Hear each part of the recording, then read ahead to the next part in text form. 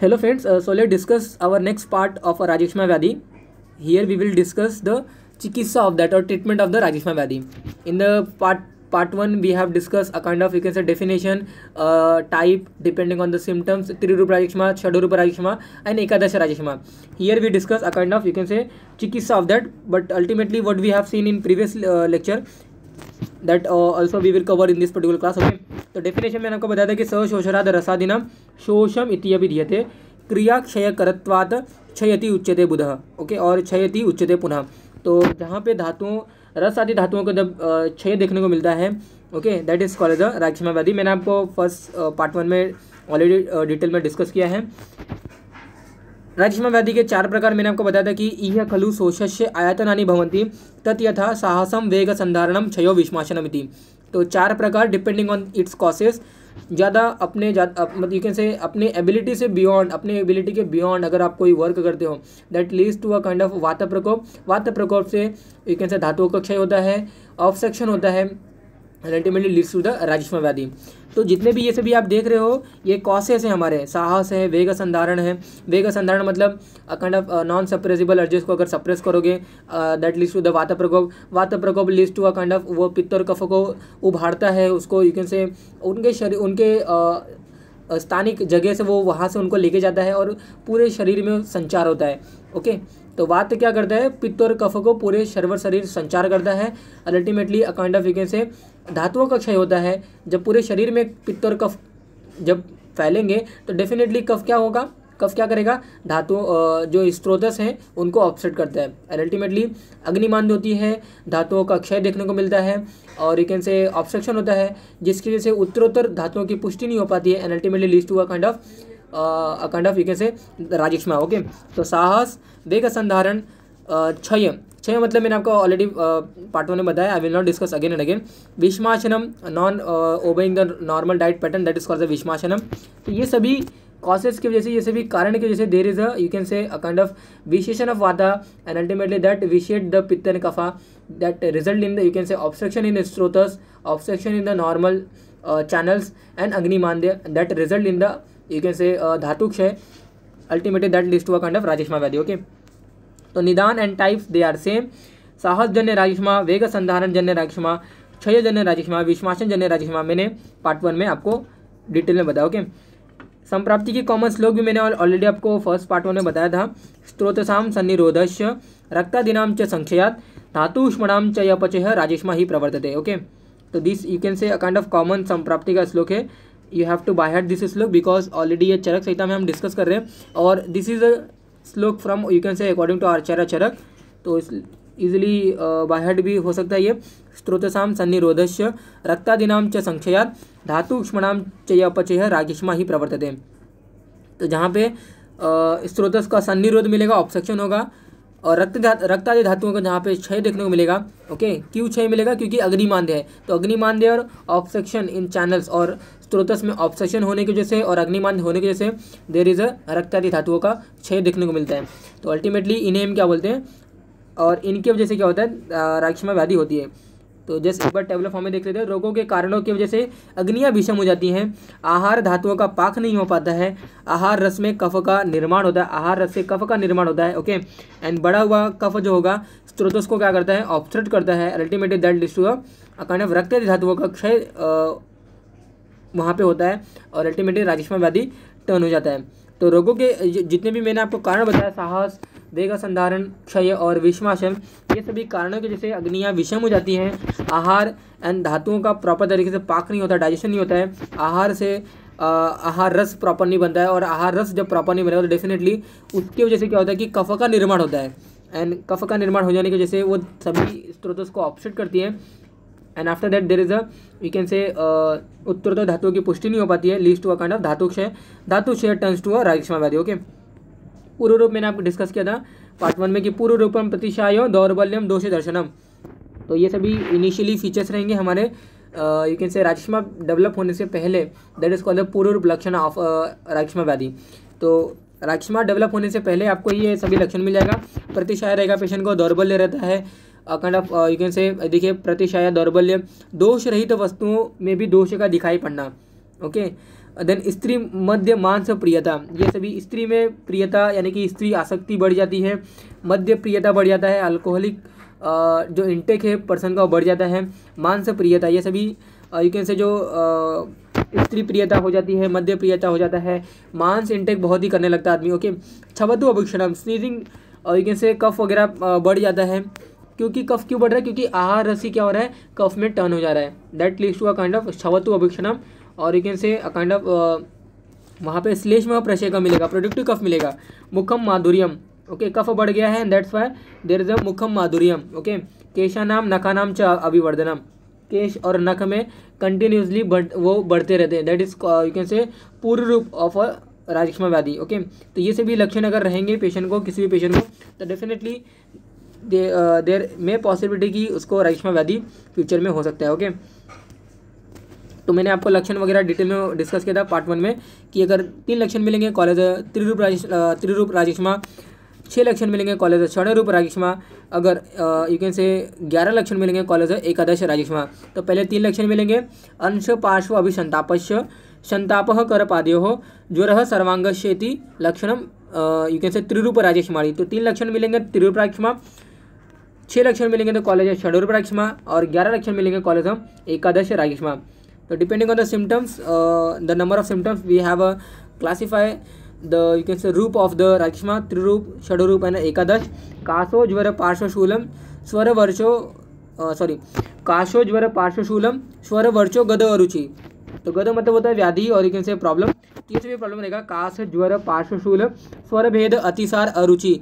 अगर ये सभी सिम्टम्स एक साथ दिखाई देंगे तो डेफिनेटली वो वाले राजक्षमा को हम क्या बोलेंगे, षडरूप राजक्षमा बोलेंगे। ओके, काश अंशताप वैश्वर्यम ज्वर पार्श्व शिरोरुजः छर्दनम रक्त कफयो श्वास अतिसार अरुचि रूपाणी। तो दीज आर द 11 सिम्टम्स अगर रहेंगे तो डेफिनेटली एकादश राजक्षमा उद्यम बोलते हैं।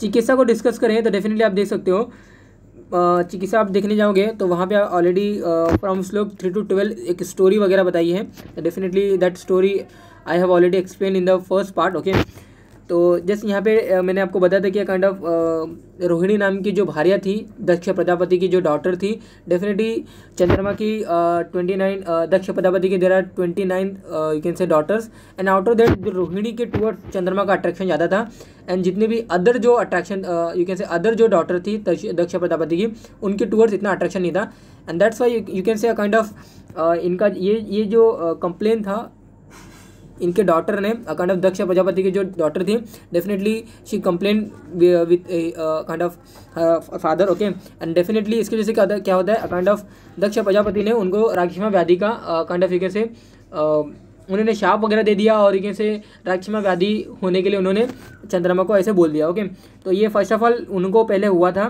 बाद में अश्विनी कुमारों ने क्या किया, ओजोवर्धक या फिर सत्वगुणवर्धक मेडिसिन वगैरह देकर राजक्षमा चंद्रमा को क्या कर दिया, ठीक कर दिया।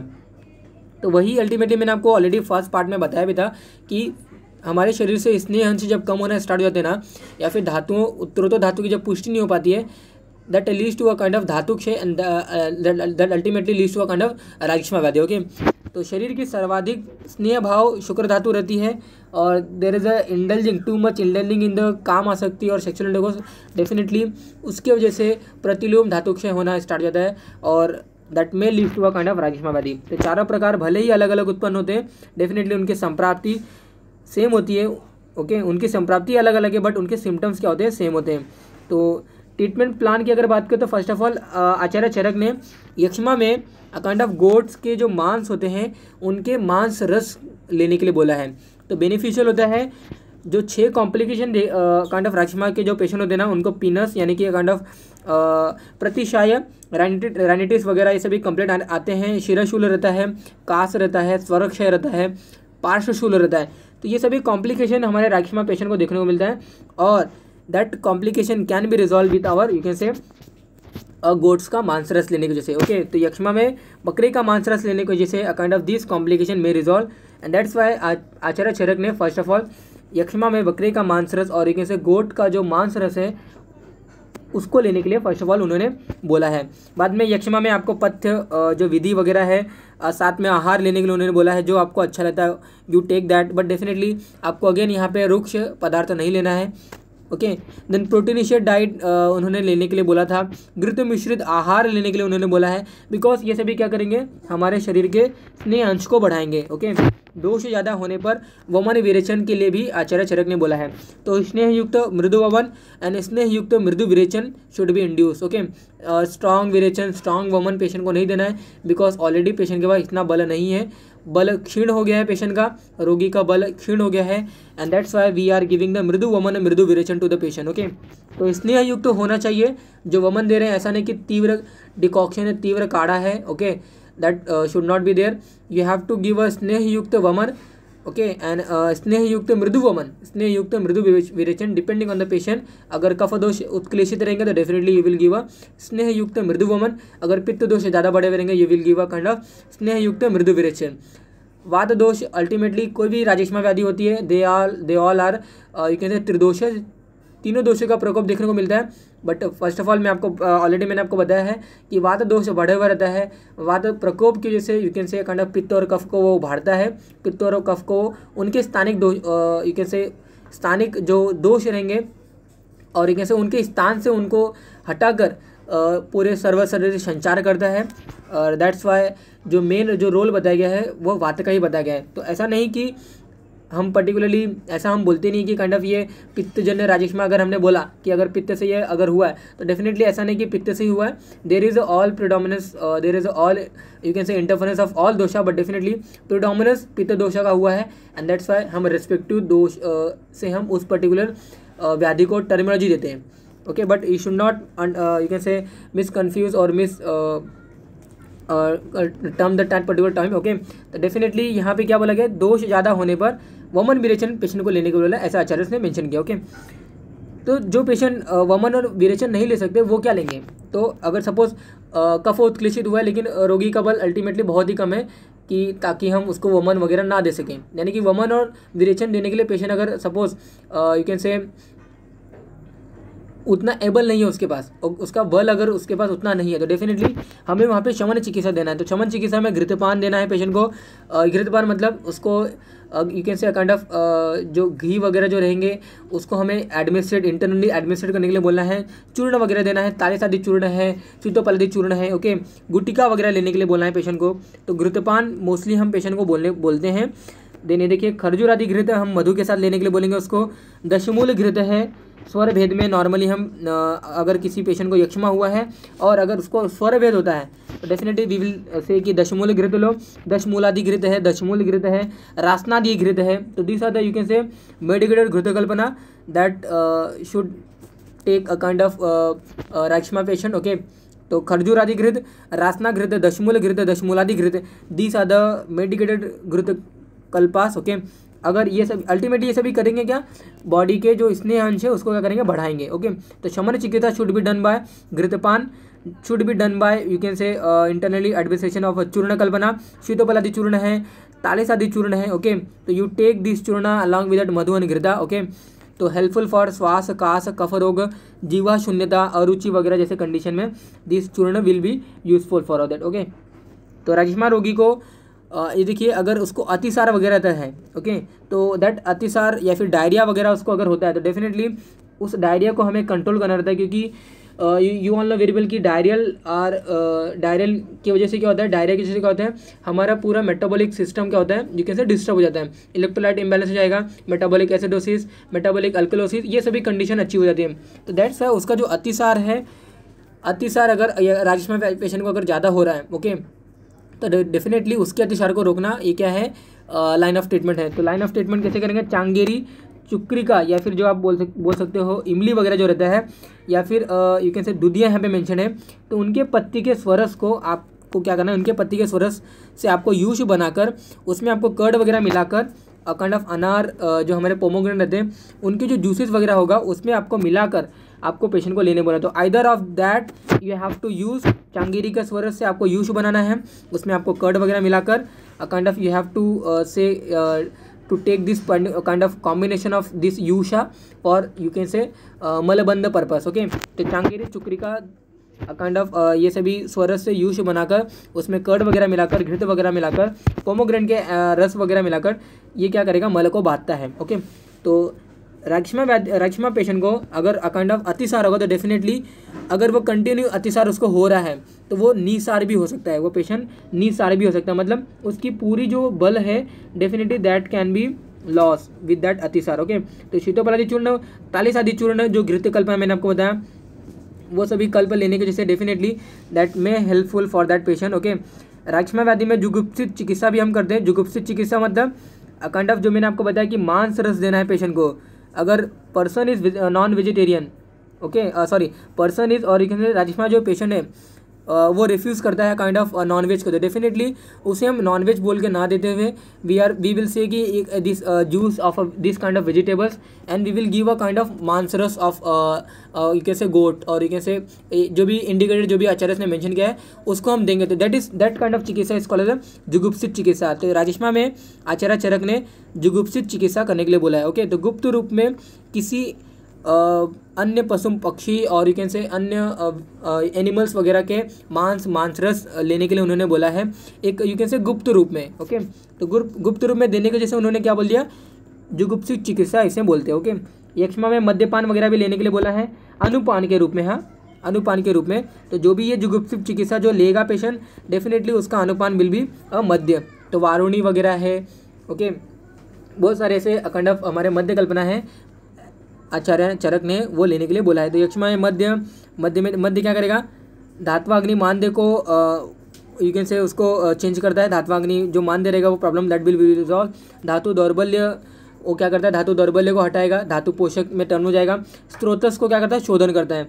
यक्ष्मा में अभ्यंग करना है आपको बलातैल से। ओके, यक्ष्मा में अगेन छत्तक्षीण का अगर कॉम्प्लिकेशन होगा तो डेफिनेटली उसका अलग लाइन ऑफ ट्रीटमेंट है। और लास्ट जो ट्रीटमेंट होता है यक्ष्मा में दैव वापश्रय।